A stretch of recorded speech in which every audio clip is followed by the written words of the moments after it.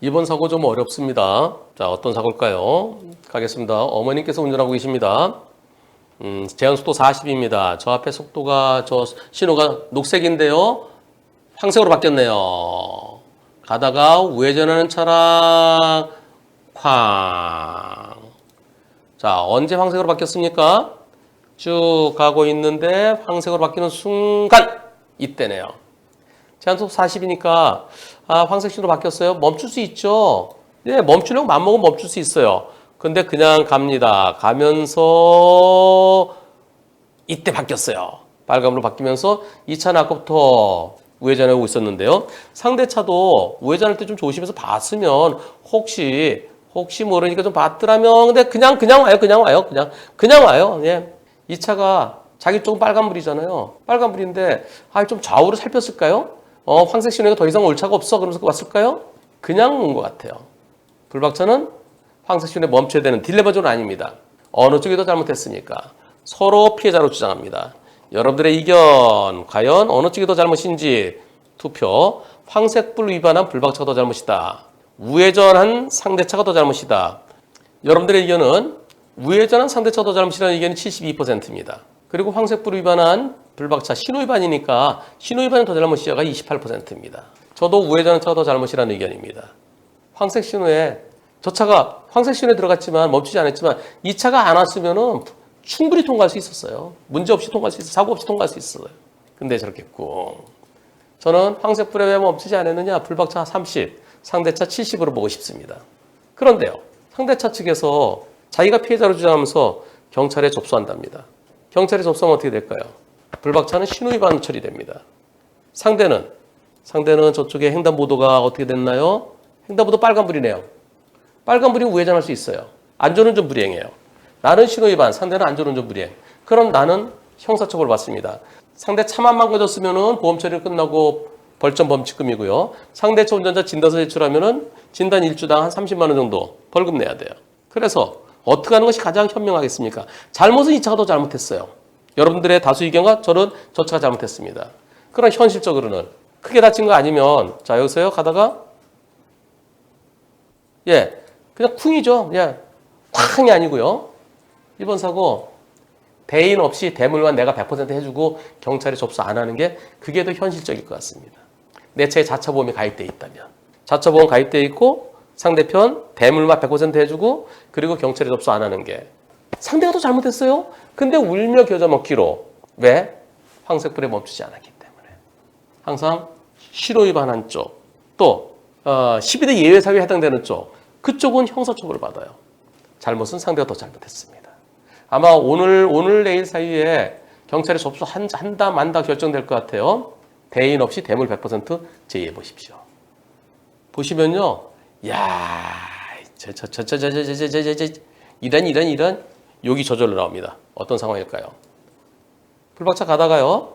저 앞에 신호등이 이제 황색으로 바뀔 거예요. 네, 황색으로 바뀌어서 이제 황색으로 바뀌었어요. 서서히 멈춥니다. 뒤에 차 보세요. 뒤에 차 빵 하면서 여기서요. 나는 멈추는데 상대 뒤에 따라오다가 뒤에 차는 더 멀잖아요. 그럼 당연히 멈춰야죠. 황색불이잖아요. 그럼 멈출 생각을 안 하고 차로 방향에서 빵 합니다. 빵! 빨간불로. 이미 빨간불이에요. 이제 다른 차도 출발할 거예요. 출발할 건데 여기서 빵 하면서 지나가면 어쩌란 얘기예요. 이런 차들이 좀 빨리 나왔으면 큰일 날 뻔했잖아요. 큰일 납니다. 저러면 안 되죠.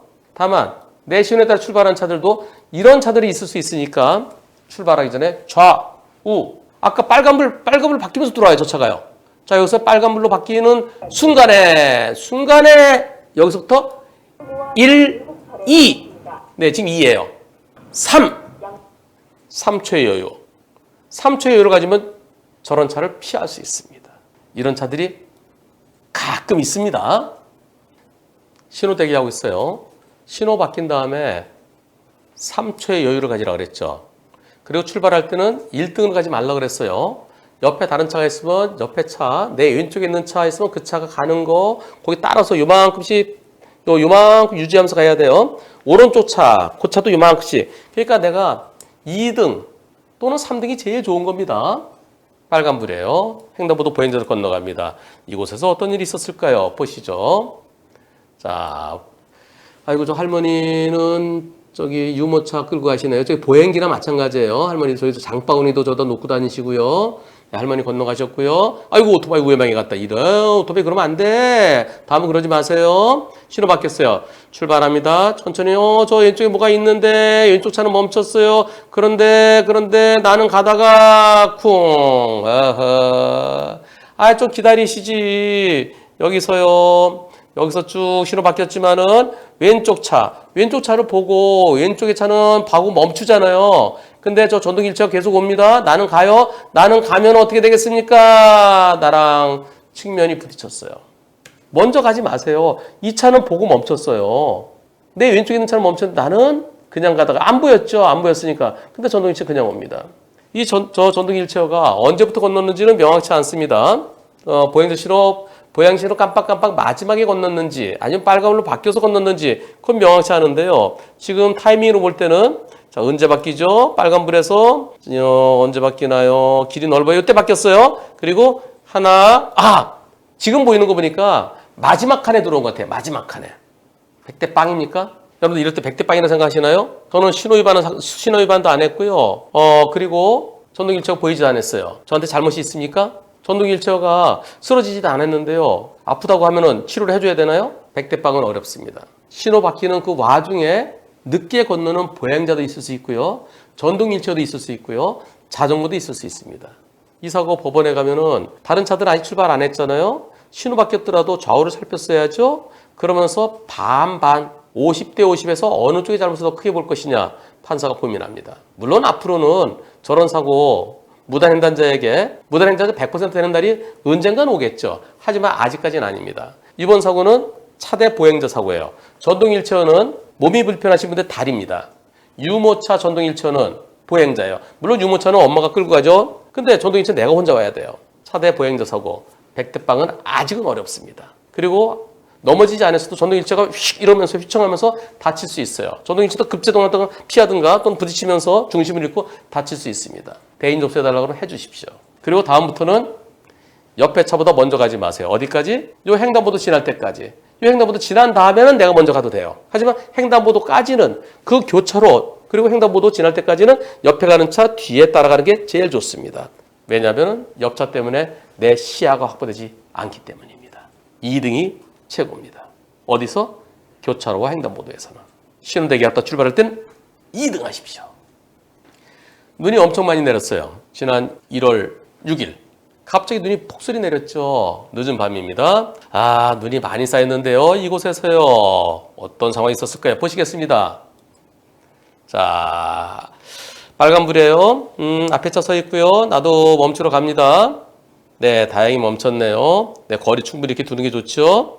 자, 이제 신호가 바뀔 겁니다. 신호 바뀌어서 차선은 안 보여요. 차선 안 보이고 차들이 지나가는 그 궤적을 따라가야 됩니다. 여기서 앞차를 따라가는데요. 자, 눈이 엄청 쌓였네요. 자, 눈도 아직도 내리고 있고요. 녹색실에 천천히 갑니다. 내리막길이에요. 내리막길에서 앞차 따라 천천히 가는데 그런데 앞차 너무 느리게 가나? 내가 차로 변경해서 갈까? 앞차보다 먼저 갈까? 그게 아니고요. 차가 막 미끄러지는 거예요. 미끄러지니까 내가 피한 거야. 앞차를 피했어요. 차가 말을 안 들어 브레이크 안 듣고요. 저절로 굴러가요. 저절로. 그래서 앞차 하나 피했어요. 트럭이 또 가네요. 트럭 왼쪽 공간이 있네요. 옳지. 여기도 지금 차는 계속 미끄러지는 거예요. 계속 미끄러져요. 말을 안 들어요. 계속 트럭까지 피했어요. 트럭까지 피했고요. 저기 앞에 사고 난 차가 있네요. 저 찬. 옳지. 왼쪽 공간이 있다. 나 지나갈 수 있어. 옳지. 차는 계속 미끄러지는 거예요. 계속 미끄러지고. 자, 여기서요. 내가 오른쪽으로 피해가려고 그러는데, 저 차가, 아이고. 이번 사고, 내 차가 계속 미끄러지는 거예요. 계속 미끄러지니까 그래서 차 두 대는 피했어요. 앞에 승용차인데 승용차를 추월하려고 그런 게 아니라 그 차 들이받을 가서 오른쪽 공로 피한 겁니다. 그 다음에 또 트럭도 피했는데요. 마지막에서는 지금 이때부터 미끄러지는 거예요. 이때 미끄러지니까 우와 미끄러진다. 자 언제부터?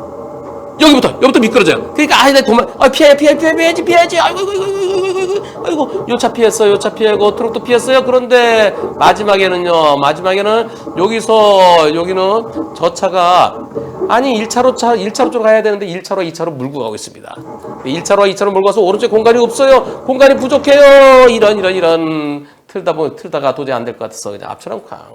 이번 사고 불박차 100%입니까? 아니면 앞차도 차선은 안 보이지만 그래도 1차로 가고 2차로 가고 나눠서 갔으면 사고 안 났을 텐데 앞차도 일부 잘못 있습니까? 뒤에서 계속 미끄러진 불박차 100% 잘못이다. 앞차도 1차로든 2차로든 똑바로 갔어야 되는 제대로 자리 잡았어야 되는데 1, 2차로 물고 간 건 앞차에게도 일부 잘못이 있다. 투표 시작. 여러분들의 86%가 앞차에게 일부 잘못이 있다는 의견인데요. 저는 아쉽게도 불박차 100% 잘못이라 생각합니다. 왜냐하면은 자 이런 곳에서요 어디로 가요? 차선도 안 보이고요. 눈이 너무 많이 쌓여갖고 앞에 간 바퀴 자국 보고 가지 않습니까? 일반적으로. 자 여기서 앞에 간 바퀴 자국 저 앞에 차도요. 또 여기서 자칫하면 그냥 넘어지는 너무 미끄러집니다. 그러니까 저 비상등 켜고 저렇게 천천히 저 앞에 간 차 바퀴 자국 따라 가는 거 이걸 잘못이라고 할 수 있나요? 모두들이 천천히 기어가듯이 가야지. 근데 앞차는 기어가는데 뒤차는 기어가지를 못하고 미끄러지는 거예요. 앞차에게 잘못이라고 말할 수 있습니까? 저런 상황에서 어떻게 해요? 아니 눈이 가득 차여 있는데 차선이 보이지 않는데 여기서 대충 여길 거야. 나는 이쪽으로 가야 돼. 이렇게 눈이 쌓인 데를 밟고 가라고 그렇게 얘기할 수 있을까요? 저는 불박차가 운이 나빴습니다. 앞차는 잘못이 없었습니다. 잘못이 없다고 보입니다. 따라서 불박차가 100% 잘못이라고 저는 그런 의견이고요. 여러분들의 소수 의견 14% 앞차 잘못 없다는 의견입니다. 저는 여기서요. 이럴 때 어떻게 했어야 될까요? 제가 이렇게 여쭤봤어요. 이럴 때는 앞차에게 빵빵 내 차가 미끄러지고 있어요. 비켜주세요. 빵빵 그게 그나마 최선이 아닐까요? 지금 내 차는 말을 안 들어요. 빵빵. 제가 여쭤봤어요. 혹시 앞차에게 빵빵 할 시간적인 여유는 없었나요? 그랬더니 앞차도 눈길에 서행 중이었고요. 제 차 또한 내리막길에 점점 속도가 붙어서 급박한 상황이라서 클락션을 누를 여유는 없었습니다. 근데 저때 방법이 없어요. 나를 알리는 건 빵빵밖에 없어요. 저때 빵빵 해서 저 앞에 차들이 그래도 옆으로 좀 한쪽으로 좀 비켜주지 않았을까요? 근데요, 또 어떤 측면에서는 계속 미끄러져서 어떻게 됐을까요? 계속 더 경사가 지는데 저 밑에 더 내려가고 더 큰 사고 날 수도 있어서 오히려 앞차가 나를 구해줬다고 생각할 수도 있을 것 같습니다. 지금 여길 지나치면은 허브길에 더 미끄러지네요. 보세요. 경사가 더 심해져요. 참 눈길에는 저렇게 위험할 때는 운행을 안 하는 게 최고입니다. 차를 놔두시고 대중교통수단 이용하시고 또 너무 늦어서 어려우면은 얼마 전에 그랬었잖아요. 폭설 내렸을 때요. 직장인들이 집에를 안 가잖아요. 집에 왔다 갔다 안 된다. 그래서 근처에 그 호텔 모텔에서 집에 안 가고 호텔 모텔에서 잠을 자고 그 다음날 출근한 그런 것이 뉴스에 나오기도 했었습니다. 하여튼간 눈이 많이 내렸을 때는 운행 안 하는 게 최고입니다. 근데 운행해야 될 때는 진짜 엉금 진짜. 그리고 자신 없으면 가지 마세요. 언덕길 내려가지 마세요. 어제 뉴스에 버스에서 내리던 승객이 롱 패딩이 뒷문에 꼈어요. 꼈는데 문이 그냥 닫힌 겁니다. 이 옷자락 끼면은 센서도 아무런 소리가 없어요. 그러니까 문 닫고 출발하는데 옷이 껴서 끌려가다가 한 20m 끌려가다가 넘어지면서 뒷바퀴 역과돼서 사망하는 안타까운 사고가 있었습니다. 그 사고 관련해서 버스 운전자의 잘못이 있을까요? 문 닫고 출발했는데 그럼 끝이지. 문을 열고 출발했으면은 닫지 않고 출발하다 승객이 떨어졌으면은 그러면 개문발차 사고죠. 승객 추락 방지 의무 위반. 이번 사고는 개문발차는 아닙니다. 승객의 두 발이 다 바닥을 딛고 있어요. 그럼 추락이 아니에요. 추락이 아니고 승객 추락 방지 의무 위반은 아니고요. 과연 출발하기 전에 승객이 안전한 곳으로 이동한 다음에 출발했어야 되는 거냐? 아니면 문만 닫고 출발하면 되는 거냐? 그 두 가지 중에 한쪽으로 문 닫고 출발했으면 그것을 끝났다. 그럼 운전자에게 잘못이 없는 거고요. 아니다. 그게 아니고 버스에서 내린 승객은 내린 다음에 바로 출발하면 승객이 아직까지 인도로 올라가기 전에 출발했을 때 지나가다 부딪힐 수 있는 거 아니냐? 승객이 안전한 곳까지 이동한 다음에 버스가 출발했어야 된다. 그렇게 되면 운전자에게 잘못이 있는 겁니다. 이번 사고 제가 볼 때는 운전자에게 잘못이 있는 것 같습니다. 어린이 학원차요. 태권도 학원이라든가 합기도 학원이라든가 유도 학원이라든가 이런 곳에서 어린이들이 이 승합차에서요. 승합차에서 내려서 애들끼리 그래 잘 가 그러면서 내리는데 도복이 끼는 경우가 있어요. 도복이 끼는데 문을 닫고 출발하다가 어린이가 사망한 사고가 있었습니다. 또 무슨 외국어 학원에서요. 애들이 내리면서요. 그래 잘 가 그러면서 가방이 끼는 경우가 있습니다. 그랬을 때 가방이 껴서 어린이가 사망하는 경우 그런 경우 어린이에게 잘못이 있을까요? 그때 어린이에게 잘못 없다고 그럽니다. 왜?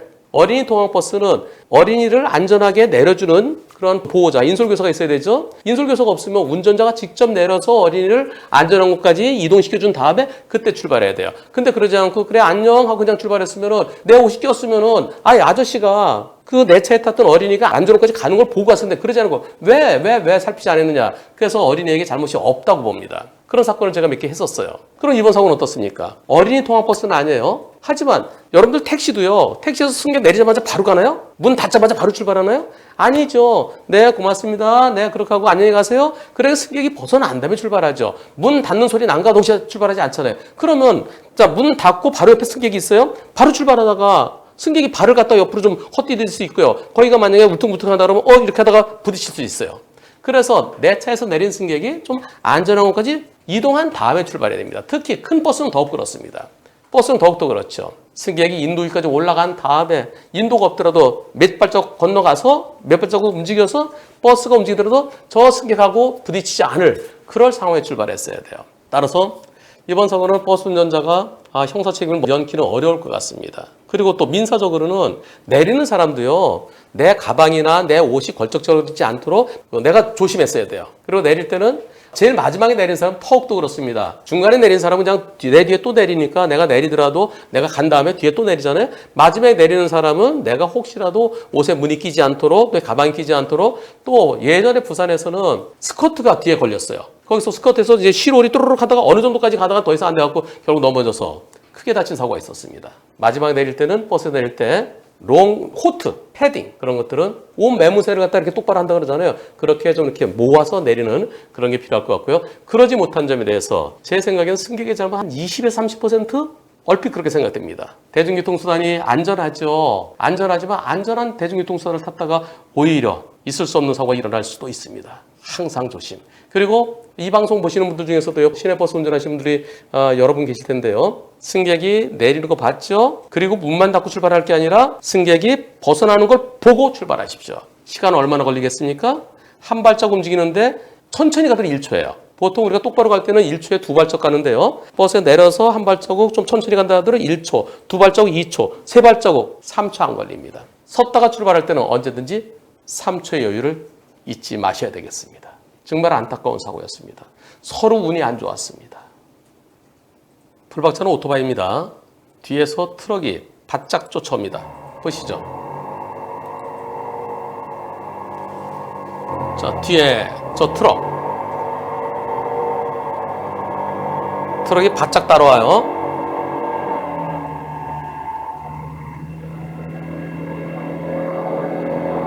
좀 거리 좀 뒀으면 좋겠는데 트럭이 좀 오토바이가 좀 불안하겠죠. 자, 마지막에는 어떻게 할까요? 저기에서 바짝 따라오다가 바짝 붙었어요.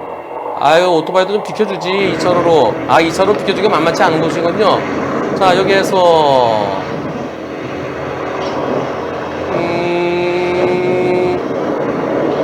자, 1차로 가고 뒤에서 어떻게 할 뒤에 바짝 계속 쫓아옵니다. 전방 후방 여기에서 트럭이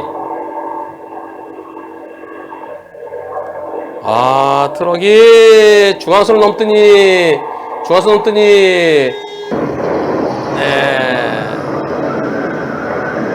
이렇게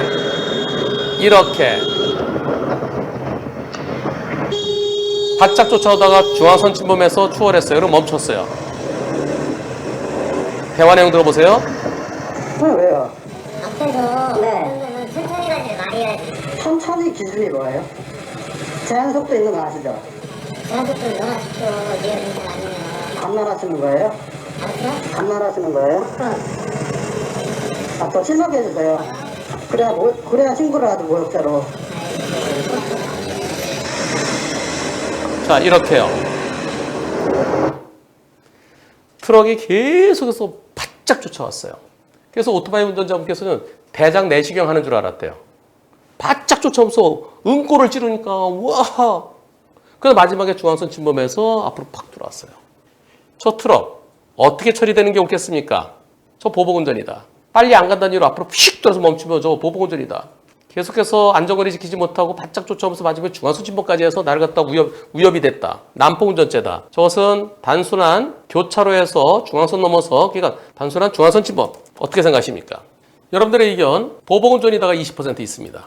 난폭운전죄가 78%입니다. 단순한 중앙선 침범이다가 2% 있습니다. 안전거리 미확보하고 중앙선 침범하고요. 최소한 난폭운전죄는 되겠죠. 지속적으로. 보복운전 생각할 수 있어요. 보복운전도요. 여기에서 저 차가 들어올 때요. 바짝 쫓아와서 이렇게 해서 나란히 가다가 빠. 네, 알았어요. 들어오는 거 알았어요. 들어와서 자, 상대차가 들어오면서 저렇게 브레이크 잡습니다. 보복운전으로 볼 가능성도 충분히 있습니다. 근데 오토바이가 빵 했다는 것은 그만큼 옆에서 차가 오는 것을 이미 알고 있었고 그리고 그에 대비할 수 있었다. 그래서 보복운전까지는 아니다라고 보더라도 최소한 난폭운전죄는 되죠. 난폭운전죄는 지속적인 안전거리 미확보로 나를 갖다 불안하게 했어요. 그리고 또 휙 들어오면서 중앙선 침범해서 나를 추월하면서 또 나한테 위협이 됐어요. 난폭운전죄는 확실하게 됩니다. 이 사고 경찰에서 트럭 운전자를 난폭운전죄로 검찰에 송치했습니다. 어떤 처분이 내려졌을까요? 실형이다, 집행유예다, 벌금형이다, 기소유예다, 무혐의다. 다섯 중에서 여러분들의 의견은 어떻습니까? 자, 여러분들의 의견은 실형 4%, 집행유예 8%, 벌금형 68%, 기소유예 20%, 무혐의는 하나도 없습니다. 실형은 아니고요.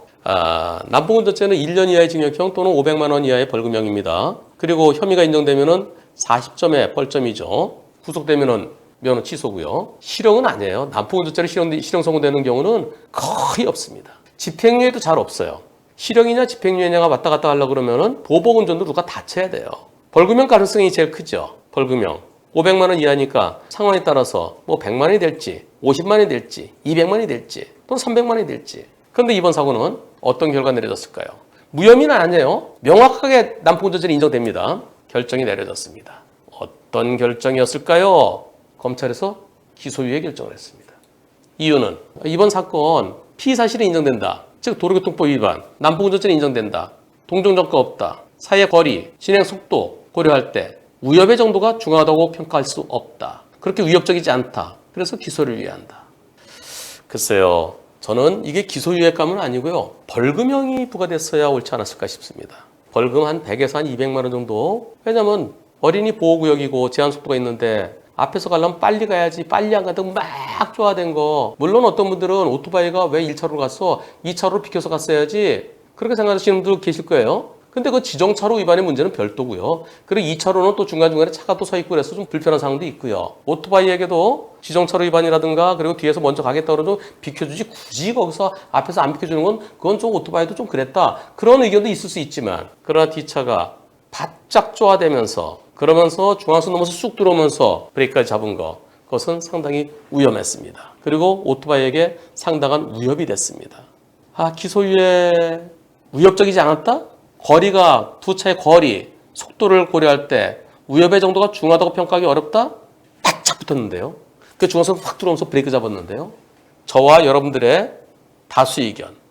그러니까 기소유예 20% 빼고 나머지가 80%죠. 적어도 벌금형을 했어야 옳지 않았겠느냐 하는 의견이 다수 의견이었습니다. 기소유예되면 다시 검찰로 넘어가나요? 이런 의견도 있었는데요. 기소유예는 집행유예는 판사가 용서해 주는 거고요. 기소유예는 검사가 용서해 주는 겁니다. 검사가 기소해서 재판받게 해야 되는데 그냥 내가 용서해 준다. 이게 기소유예예요.